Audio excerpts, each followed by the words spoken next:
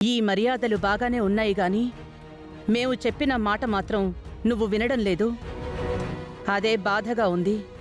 నీ మీద పెరిగిన అభిమానం, ప్రేమ మళ్ళీ కోపంగా మారుతున్నాయి. అవునమ్మా, నువ్వు శ్రీకర్ ఎప్పుడెప్పుడు కలుస్తారా అని ఎదురు చూస్తూ ఉండేవాళ్ళం. అది జరిగింది. నిన్ను అక్షయ్ను మీ అత్త ఎప్పుడు దగ్గరికి తీసుకుంటుందా అని ఎదురు చూసేవాళ్ళం. అది కూడా జరిగిపోయిందమ్మా. ఇప్పుడు అక్షయ్ విషయంలో మీరు భిన్న ధృవాలు అయిపోవడం నాకు చాలా బాధగా ఉందమ్మా. ఒక్కసారి బాగా ఆలోచించమ్మా.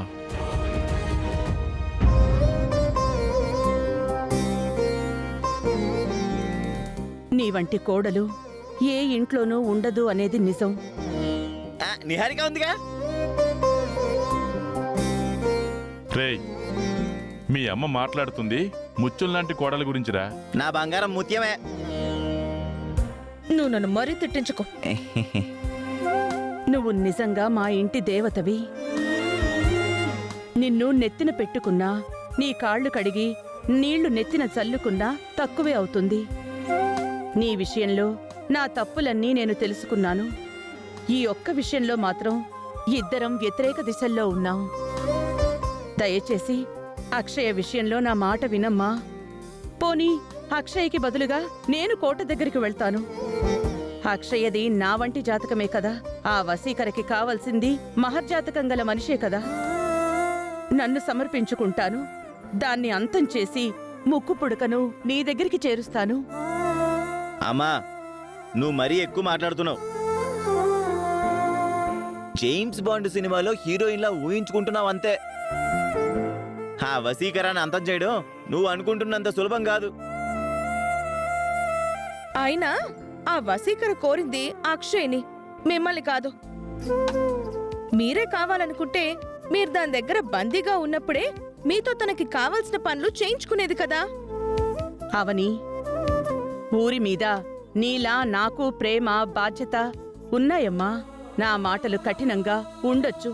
అంత మాత్రాన గాలి కొదిలేసినట్లు నా ప్రజల కష్టాల్ని నేనొదిలేస్తానా చెప్పు? ఊరి జనం నన్ను అపార్థం చేసుకున్నట్టు నువ్వు అపార్థం చేసుకోకు. అత్తయ్య, మీ గురించి నాకు తెలియందా, ఈ ఊరికి తెలియందా? మీ కోపం వెనుక కారణం ఉంది. కాకపోతే మీరు అర్థం చేసుకోవాల్సిందేంటంటే, నేను ఊరితో పాటు నా బిడ్డకు కూడా ఎలాంటి ప్రమాదం కలగకుండా ఉపాయాన్ని అన్వేషించుకుంటున్నాను.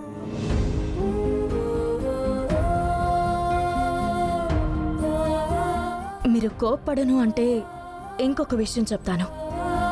మనందరం స్వామీజీ గారి దగ్గరికి వెళ్దాం. సమస్యని విన్నవించుకుందాం. ఆయన ఏం చెప్తే అది అందరం ఫాలో అయిపోదాం. ఏమంటారు? నువ్వు ఎప్పుడు ఏదో ఒకటి చెప్పి ఇలాగే తప్పించుకుంటున్నావు. అత్తయ్య, మీరో విషయం గుర్తించాలి. నా బిడ్డను వశీకర కోరుకున్నప్పుడు తల్లిగా నేను వద్దనాలి. ఊరి పెద్దగా మీరు పంపించమనాలి. కానీ నేనే పంపిస్తాను అని అంటున్నానంటే మీరు వద్దంటున్నారు. తల్లి మరి ఇంత కర్కశంగా ప్రవర్తిస్తుందేంటా అని నా గురించి ఎవరూ తిట్టుకోరు. ఎందుకంటే అవని ఎలాగైనా బిడ్డని కాపాడుకుంటుంది అని అందరికీ నమ్మకం ఉంది.